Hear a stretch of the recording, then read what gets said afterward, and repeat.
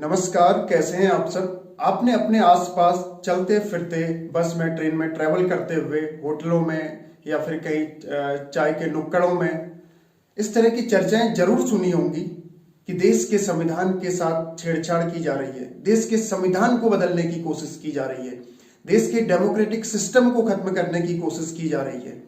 क्या ये कहीं से कहीं तक संभव है? और अगर ऐसा संभव है तो कैसे?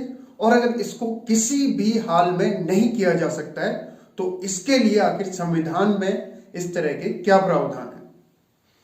दरअसल हम आज बात करने जा रहे हैं चर्चित केशवानंद भारती बनाम केरल राज्य केस के बारे में।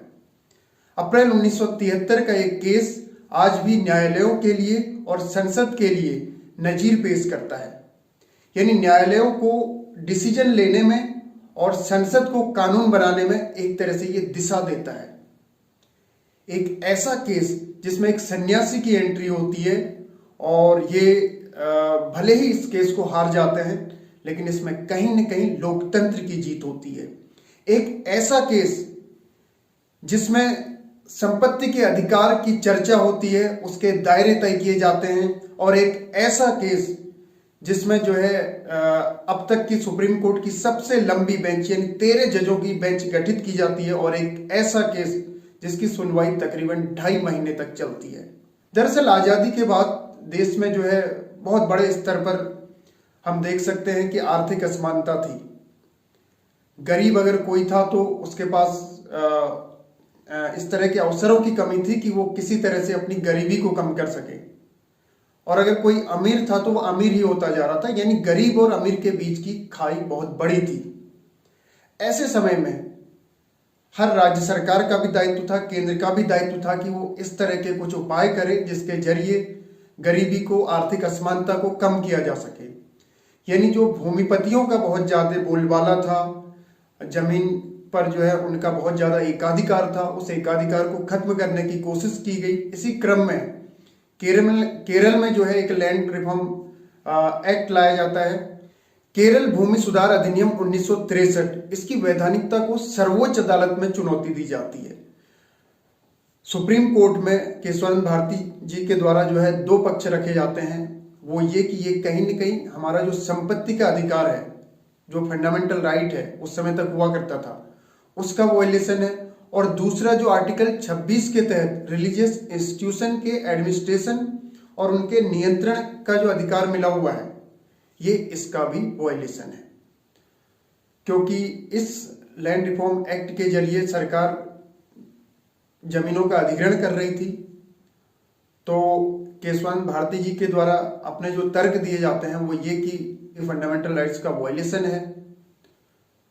तो काफी लंबी चौड़ी इसमें बहस चलती है, कई विशेषज्ञ इसमें अध्ययन करते हैं, पक्ष विपक्ष की तरफ से जो है इसमें काफी दलीलें दी जाती हैं। तो अंतिम निष्कर्ष पर जब पहुंचा जाता है तो ये कहा जाता है न्यायालय के द्वारा कि क्योंकि आर्थिक असमानता को दूर करने का सरकार का एक अच्छा लक्ष्य है और उसकी सोच अच्छी है, तो इस आधार पर जो है फंडामेंटल राइट्स में किसी भी तरह से वो फेरबदल कर सकती है।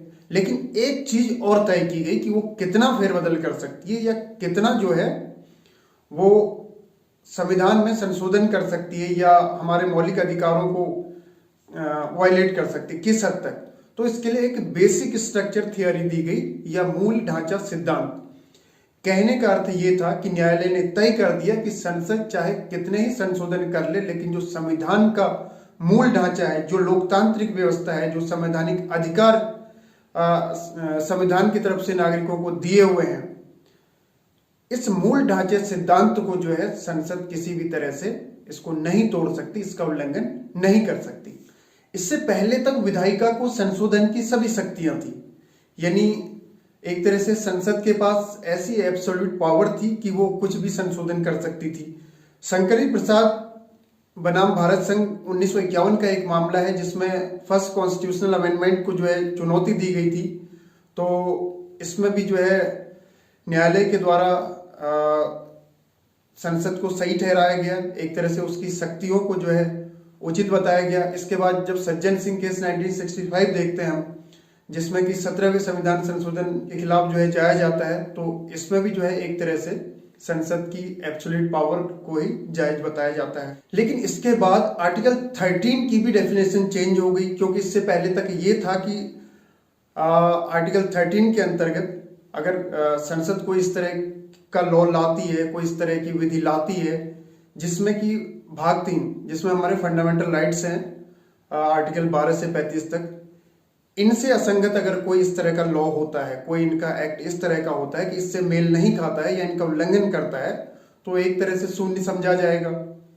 लेकिन अब जो है कोर्ट ने एक चीज और तय कर दी थी कि इस तरह के आर्टिकल 13 के तहत जो है कानून का मतलब सामान्य कानून होगा, यानी कि संसद एक तरह से संविधान में संशोधन कर सकती है, उसके संवैधानिक संशोधन को जायज बताया जाता है और आर्टिकल 13 की जो बाउंड्री है उसको एक तरह से लिमिटेड कर दिया जाता है।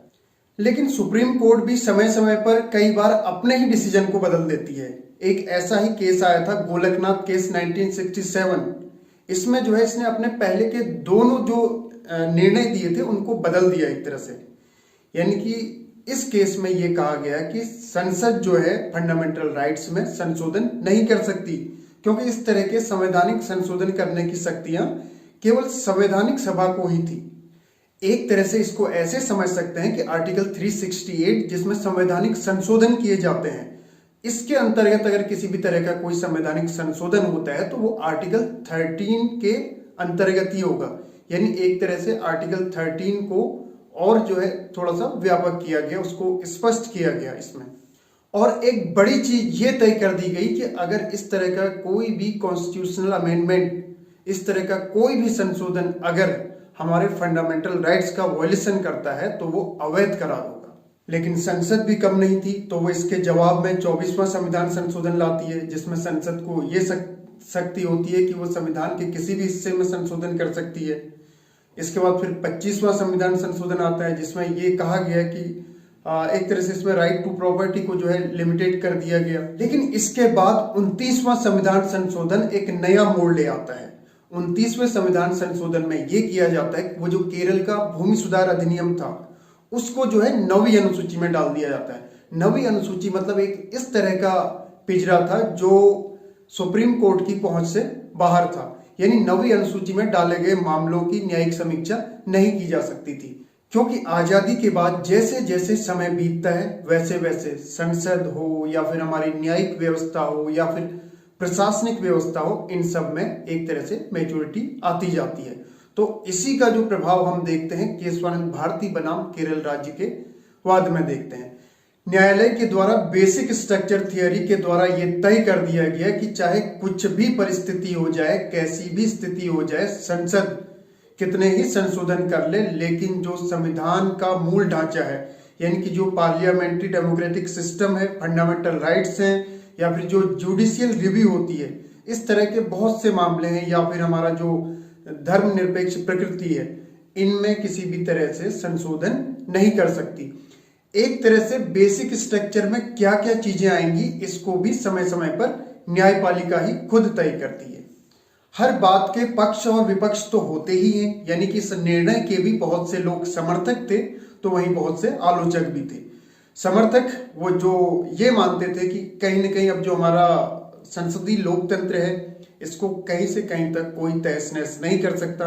जो हमारी संवैधानिक व्यवस्था है इसको मजबूत करने की दिशा में ये बहुत अच्छा सिद्धांत है। तो वहीं आलोचकों ने ये कहा कि ये कहीं न कहीं सेपरेशन ऑफ पावर के खिलाफ है।